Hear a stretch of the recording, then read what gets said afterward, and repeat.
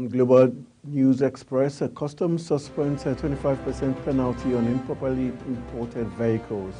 DHQ declares Simon Ekpa and 96 others wanted for terrorism. Wike assures defense chiefs of FCTA's support to curb insecurity. US issues a red alert as gunmen kill 40 in Moscow, and in sports, North Korea and Japan World Cup qualifier called off. Hello and welcome to all our viewers in Nigeria and around the world to News Express on Global Television. We are live in the nation's capital, Abuja. I am Anthony Momodu. The federal government on Saturday expressed sympathy with the Russian Federation over the tragic attack in Moscow. The Minister of Foreign Affairs, Ambassador Yusuf Toga, in a statement commiserated with the Russian Federation over the tragic attack said to have killed 60 people at a concert in Moscow. We convey our deepest condolences to the people and government of the Russian Federation on the tragic attack carried out at the concert hall in Moscow. We also pray for the quick recovery of those injured. At this challenging time, we stand in brotherhood with the government and the Russian Federation, said the statement. 16 state governors have submitted reports expressing their support for establishing state police to the National Economic Council. They also recommended changes to the constitution to allow for the creation of state police. The reports were amongst the documentations received at the 140th NEC meeting presided over by Vice President Kashim Shettima at the Asu Rock Villa, Abuja. Special Advisor to the Vice President on Media and Communications, Stanley Nwokocha, revealed this in a statement. According to the statement, NEC is still awaiting reports from 20 states. It expressed confidence that others would support. The Minister of the Federal Capital Territory, Nyesom Wike, has assured the Chief of Defense Staff General Christopher Musa of FCT's administration support to curb insecurity in the nation. Wike, who pledged when the Chief of Defense Staff visited the Nigerian military to keep Nigeria safe, he assured Musa of FCTA's support in whatever form to improve the security situation in the country and maintain the territorial integrity of the nation. The minister also stated that they are trying to build an FCT Rapid Response Center that will be managed by a joint team of the military, the police, Department of State Services, and the Nigerian Security and Civil Defense Corps. The minister said that the center would be equipped with every form of technology to strengthen the fight against insecurity. 1 week after the authorities of Nigeria Customs Service opened the Ilela land border between Nigeria and Niger Republic, the government of Niger Republic on Friday opened its border in Koni for operations. A source, Nuhu Samaila, from Koni in Niger Republic said the border was declared open at exactly 12 p.m. on Friday. He commended the decision of the leadership of the country, the military junta, for giving a listening ear to the yearnings of the people by ensuring the border is open. The federal government has demanded that federal civil servants on study leave show evidence of approval obtained from the Office of the Head of Civil Service of the Federation. This is as the head of Civil Service of the Federation, Folashade Yemiasa, noted that the federal government has now put in place a mechanism for routine verification of workers in the service in order to ascertain their true location. This was made known in a memo addressed to all permanent secretaries in Abuja. The federal government had in August 2021 raised the alarm over the civil servants applying for study leave with admission letters obtained from suspicious foreign universities. Governor Hope Uzodimma of Imo State has approved the appointment of his brother Ferdinand Uzodimma as his Deputy Chief of Staff in charge of General Services. The governor also reappointed Cosmos Iwu as the Secretary to the State Government, Nandi Ayahi as his Chief of Staff, and Sydney Agbo as the Deputy Chief of Staff in charge of operations.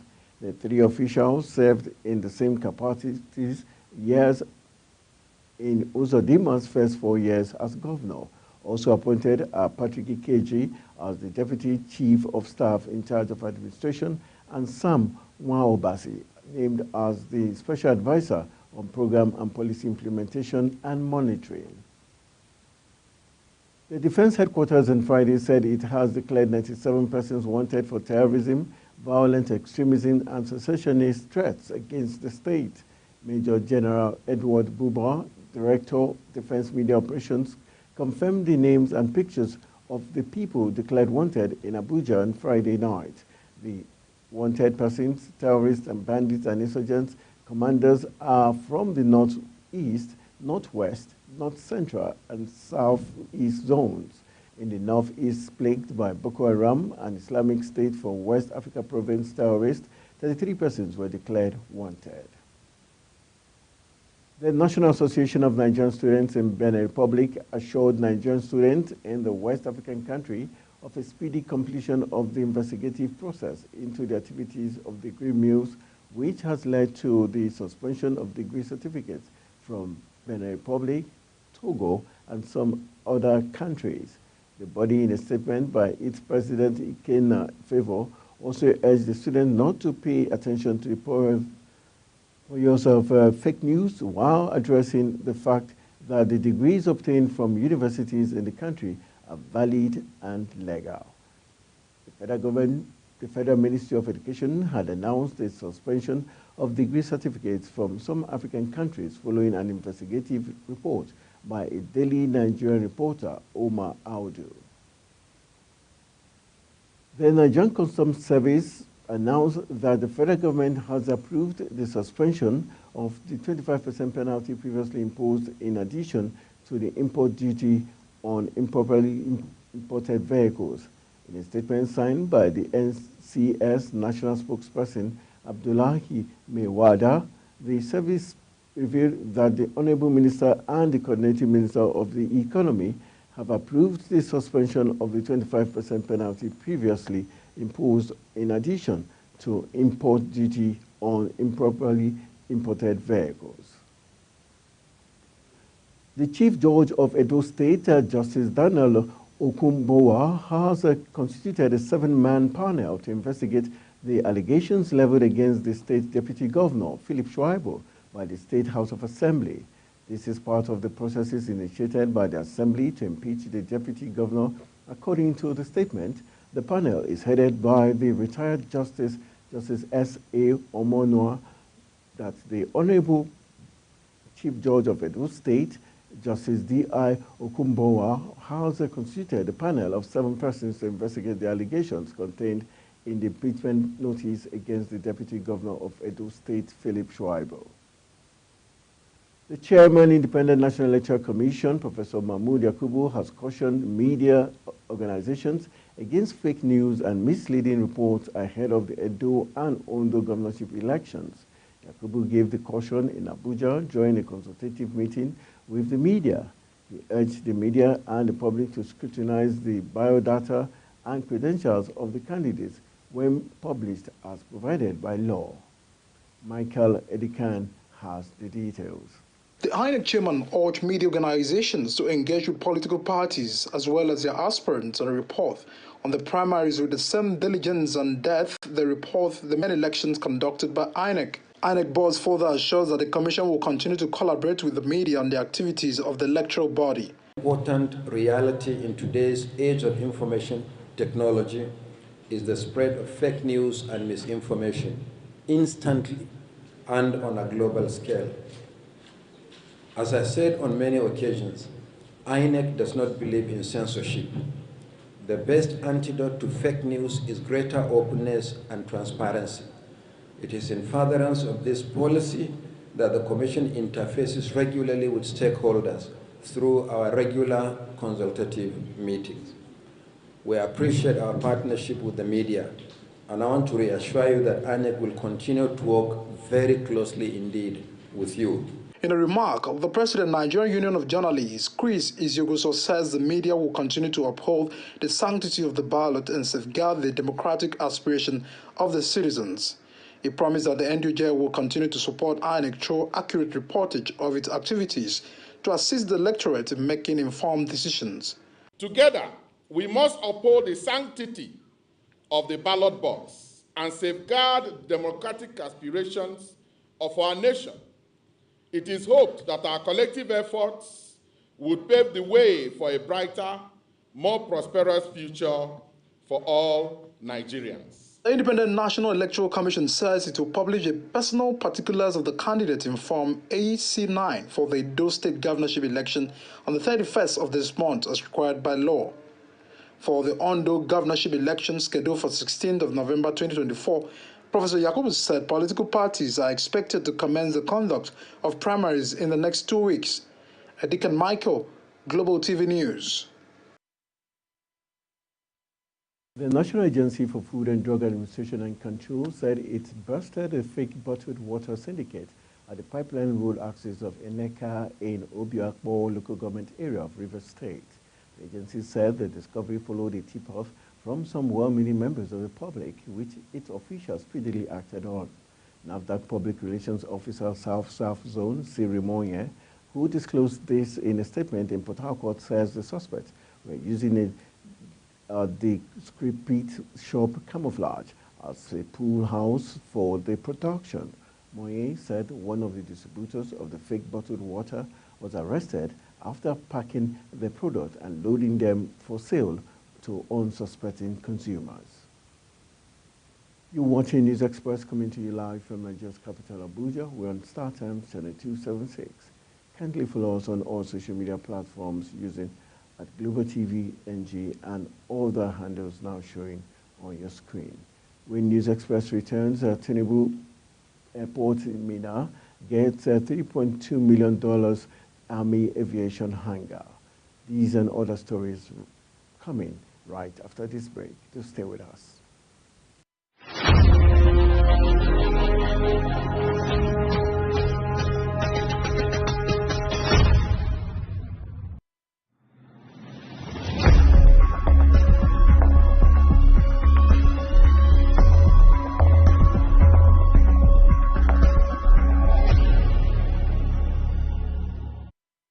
Welcome back from the break. This is Global Television bringing you live broadcast of News Express. Thank you for staying with us. On the foreign scene, the United Nations Security Council is expected to vote on a United States drafted resolution calling for a ceasefire in Gaza, as the European Union called for a humanitarian pause, adding to the pressure on Israel to end its 5-month-long bombardment of the Palestinian territory. Washington's Israel's staunchest ally has been gradually hardening its tone following its early solid support for Israeli Prime Minister Benjamin Netanyahu and his war in Gaza. The latest draft resolution marks a further toughening of Washington's approach amid rising global condemnation of a war in which some 32,000 Palestinians have been killed.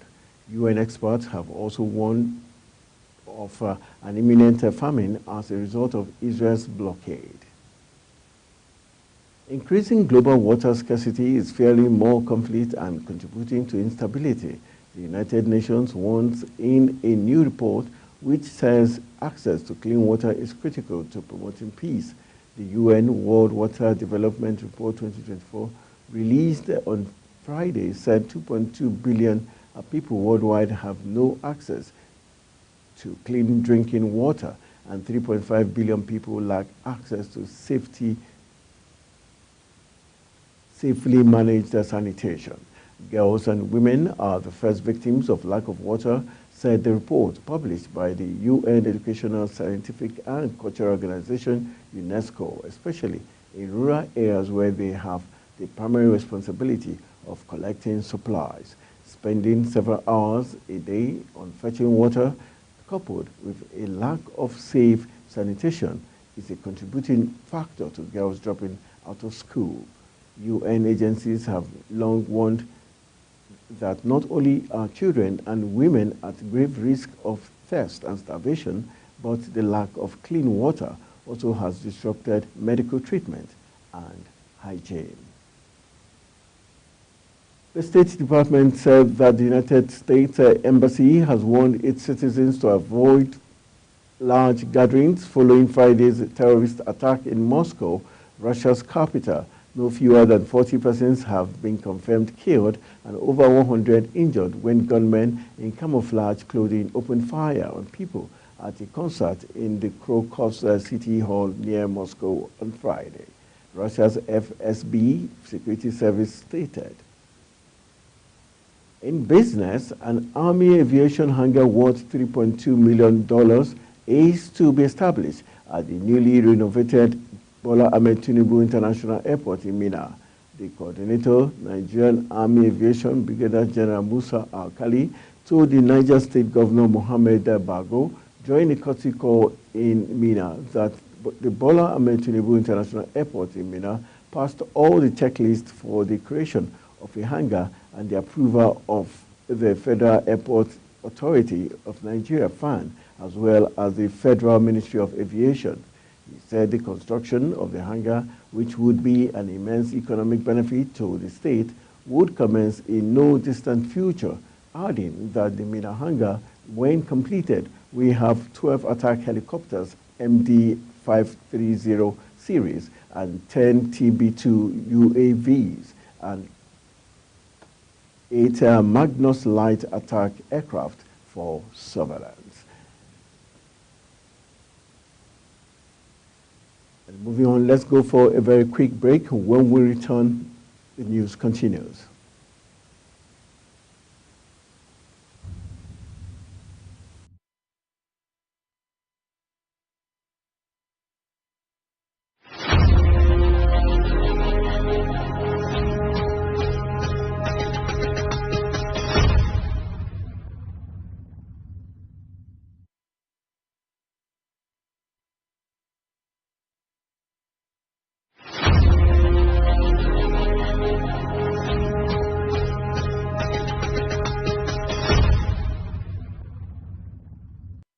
Welcome back from the break. Nyesom Wike, the Minister of the FCT, has approved the disbursement of 280.3 million naira in scholarship for 13,946 underprivileged students across all educational levels in the FCT.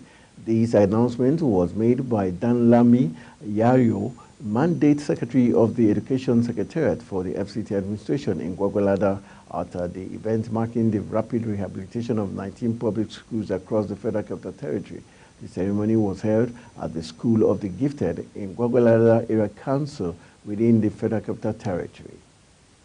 In fulfillment of his pledge to create a new security architecture to secure mining sites, the Minister of Solid Minerals Development, Dele Alake, has charged the 2,220-strong mines marshal, Thagda Hayanki Kogo, to smoke out illegal miners and all those who flout the nation's mining laws. Formally receiving the marshal's drone from the Nigerian Security and Civil Defense Corps from the Commandant General Abubakar Audu, representing the Minister of Interior, Honorable Olubunmi Tunji Ojo, Alake charged the new operatives to stem theft and all nefarious activities around the nation's mineral resources so that the nation can reap maximum benefit from its God-given resources.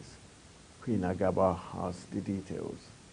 It will be recalled that as a result of the efforts of the Presidential Interministerial Committee on Securing Natural Resources, chaired by Dr. Alake, the Minister of Interior, Honorable Olubunmi Ojo, a few weeks ago launched the NSCDC-led Mines Marshal, which represents the first layer of the new security architecture to secure the mining environment. Alake disclosed that talks are on with the Ministry of Police Affairs to boost the marshals with more men, with a command structure spread across the 36 states and the FCT. Today's event of launching and formally handing over the civil defense structure to engage illegal miners and sanitize our mining environment was also part of what we conceived at the interministerial committee level. I am very, very happy to let the public know that we did say at the onset that we are going to tackle insecurity in this sector. And the first batch of the security apparatus that we are using in this sector is what we are launching here today. In his remarks, NSCDC Commandant General Abubakar Odi stated that the new mines marshal will give verve to the Corps' mandate of protecting national assets and infrastructure, in which solid minerals is a major component. Odi revealed that the marshals will liaise with mine inspectorates in states to garner intelligence and take directives from the ministry for effective execution of its mandate. They call them mining marshals, transport and mining marshals, with an operational code. There's an operational code name called Hayaking Pogo. Hayaking Pogo. All those illegal miners who are hiding, we will smoke them out. The country have realized that we're losing a very huge amount of revenues from the mining industry. And so the squad is here, and this same squad is going to be replicated. In fact, they are ready. They are just, by the time we hand over to our brother here, we will now give instruction that to liaise with all the state arm of the solid minerals department, ministry, so that we replicate the same squad, nationwide. The chairman, House Committee on Solid Minerals, Honorable Jonathan Befwi, who graced the occasion, expressed satisfaction with the new security outfit, noting that with improved security around mining areas, Nigeria's economic fortunes is bound for a forward leap. I am excited today, Honorable Minister, because today Nigeria can finally sleep with two eyes closed, knowing that with what you have been able to achieve here today, our economic fortunes are going to change in no distant time. One of the greatest challenges we've been having as a nation is the fact that our solid minerals have not only been illegally mined, but more than that, they've been illegally smuggled out without us getting true value for that gift or those gifts that God has given. He further reassures the House of Representatives' commitment to support the solid mineral development in achieving its goal. For Global Television, Queen Agaba reporting. In sport, Malaysia decided against hosting the 2026 Commonwealth Games because of the cost. The government said in a fresh blow to an event seen as outdated by some. The decision made at a cabinet meeting chaired by Prime Minister Anwar Ibrahim follows the withdrawal of Australian state of Victoria last year. The CGF is scrambling to find a host after Victoria withdrew last July because of soaring costs. The CGF offered Malaysia and other potential hosts £100 million to step in with just over 2 years to go until the games are supposed to take place. But the Malaysian government says the offer was not expected to be able to cover the entire cost of organizing a large-scale sport event, adding that they want to focus on the development of sport as well as the welfare and well-being of the people. And wrapping it up, North Korea's home World Cup qualifier against Japan was called off on Friday. The Asian Football Confederation said hours after announcing it would be moved to a neutral venue. It said the decision was taken after talks with World Football governing body FIFA and came a day after North Korea said it would not be able to stage the game in the capital Pyongyang, although the North Korean officials did not say why.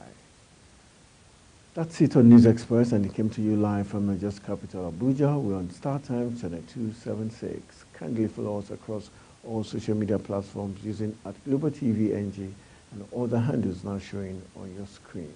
I am Anthony Momodu saying thank you for watching and see you again.